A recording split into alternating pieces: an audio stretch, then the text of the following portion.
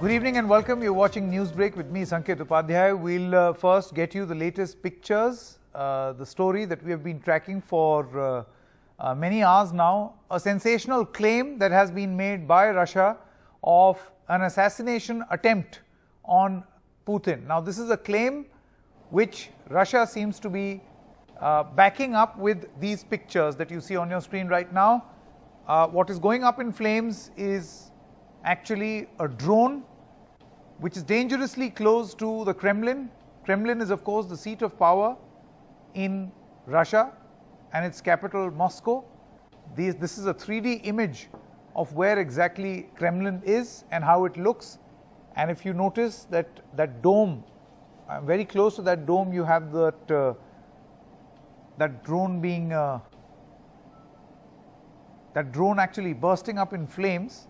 This is the place where it is. More important than the location is the fact that now Russia claims that this is an attempt by Ukraine, and 2 of Ukraine's drones were shot down by Russian forces and they foiled an assassination attempt on Vladimir Putin. There are reports that suggest that now Russia may plan an offensive against Ukraine. We are yet to get an official response from Ukraine on these drones, but there are many questions that need an answer right now. Question number 1, is this Ukraine's doing? Question number 2, how did Ukraine manage to get a drone so close to the Kremlin? Is it possible for a drone to fly in a high security zone and for Russians to not know, and by the time they get to know about it and they neutralize it, that drone is really up close to the Kremlin? Is it even possible in Russian airspace? There is a massive amount of distance between Kiev and Moscow. So this drone attack on the Kremlin, that's a claim. Russia says that Putin is safe, but this was an assassination bid and appropriate action will be given. And that brings us to the third and the most important question. Are we going to see the Russia-Ukraine war and the escalation of that war part 2, about 15 months later? First it happened in February 2022. Will we see an escalation again in May 2023? Let me now introduce Olena Tregub, former director of Ministry of Economy in Ukraine. Olena Tregub, my first question to you is, what do you have to say about this claim by Russia that this is all Ukraine's doing? Good afternoon. Our officials, for example, deputy head of the president's office, they already made public statements that it looks very unplausible that Ukraine would be able to do it, and Ukraine doesn't even have intention to kill Putin, because Ukraine has intention to protect our own land, to protect our own country, and we do not have intention to attack targets inside Russia. Moreover, there is no guarantee, for example, if Putin is replaced, that the next Russian president will not support the invasion of Ukraine. So if you analyze motives, and also if you analyze technical details, which you already a little bit touched upon, such as the fact that Moscow is considering itself to be the most protected city in the world, they say that they have better air defense than Washington, D.C., because indeed they invested a lot in their air defense. So how come those drones would be undetected? So to me, it looks more like some internal Russian doing. Pay attention how many things are now happening inside Russia. Explosions at the railways, at the different military bases. And these, there are factions of Russian elites fighting, this we know for sure. And we also know that Russia constantly needs some provocation to have excuse to escalate the war. What do I mean by escalation? I think mostly about some big terrorist attacks. Like, for example, several days ago, out of a sudden, they decided to fire a missile at the residential building in Uman. What was the reason for this?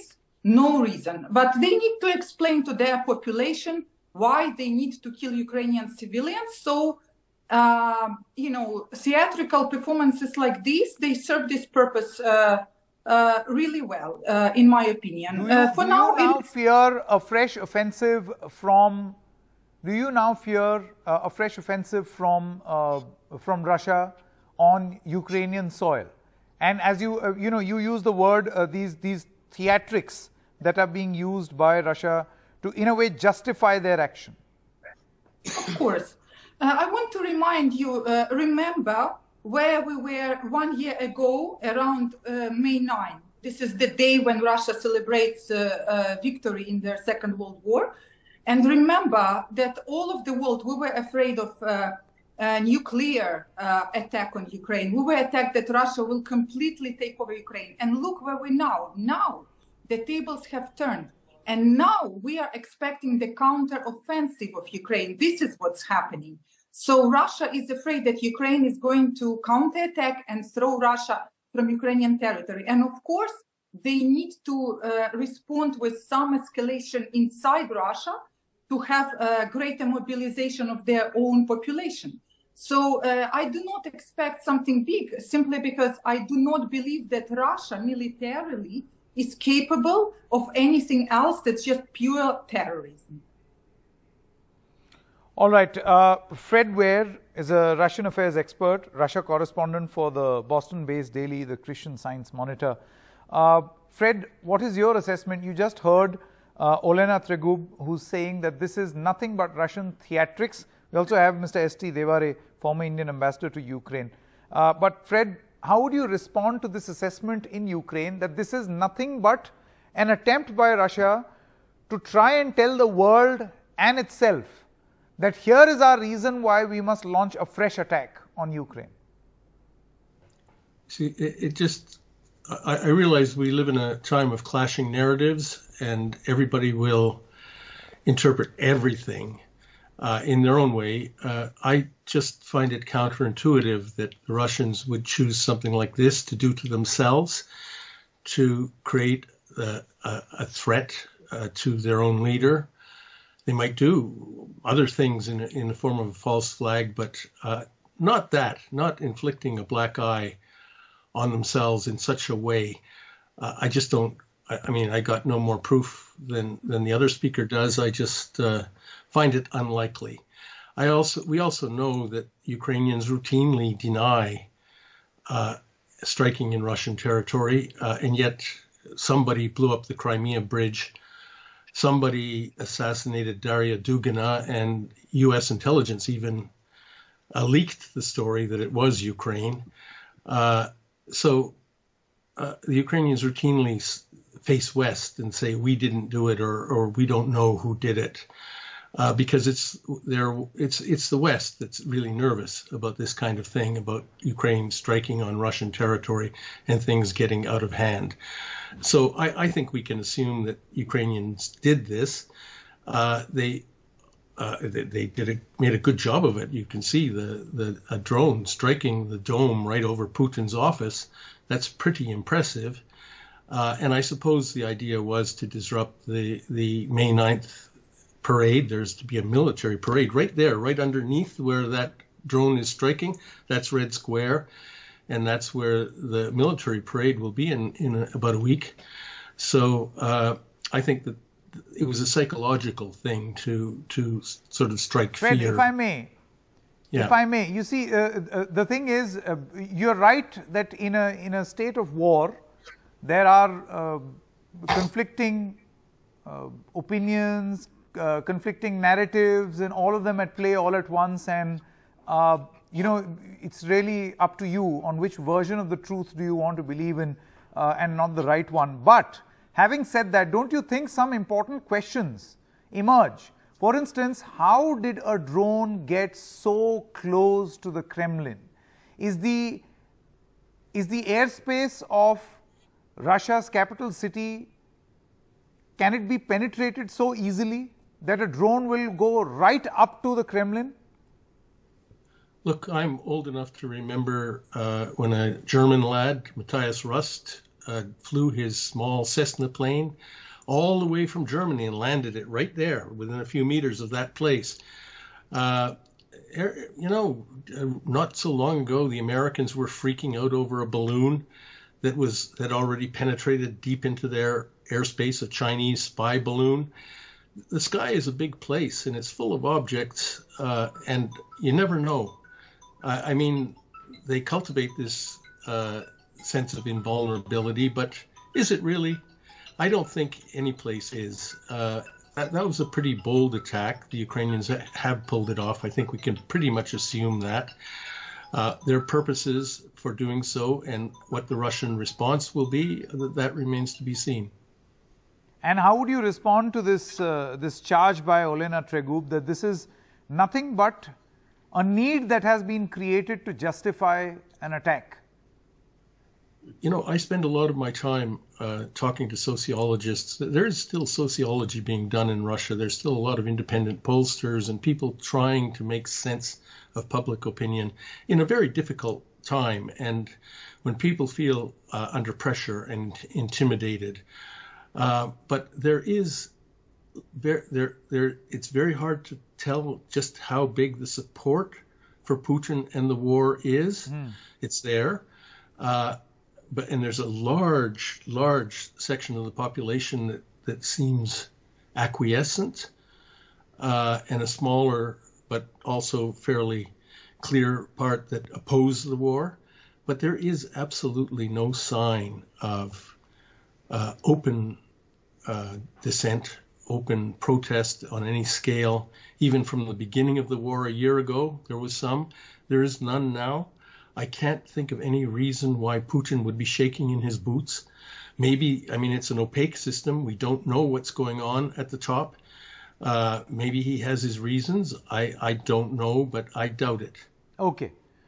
Ms. Olena, I'm going to come back to you in just a short moment. Let me get in a word from Mr. S.T. Devare also. Mr. Devare, the impact, the devastating impact that one can already think of if there is a confrontation all over again. I mean, it never stopped. Yeah. It's not like the confrontation stopped or the war stopped. But, you know, for it to reach the proportions of February 2022 all over again is going to be devastating for the world. And this time around, you've got battle lines drawn, you've got the West supporting Ukraine, more weapons, more force. Yes. Doesn't paint a good picture. True. I think in this ongoing war since 24th February 22, this is a very disturbing development that two drones attacked Kremlin's main building when Russians are charging that there was assassination bid on the life of President Putin. Indeed, I think this calls for, this is almost going back to 24th February, and the war has in fact aggravated further. Well, the Ukrainians have denied this. The Russians are saying that this has been the Ukrainian, they say that is the Ukrainian attempt to assassinate President Putin.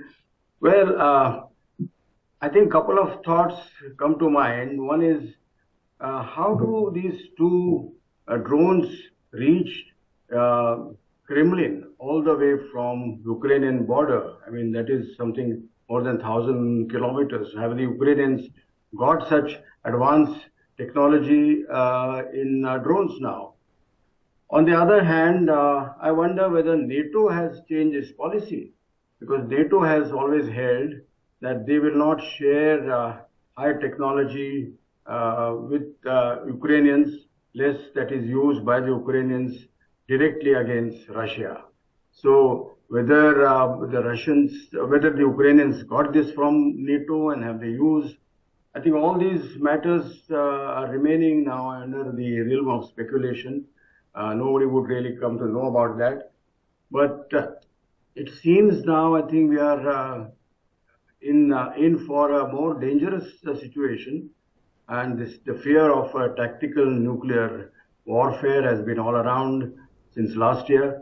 So in this particular situation, I think the role of India in SCO and G20 gets even more important, acute, more pronounced.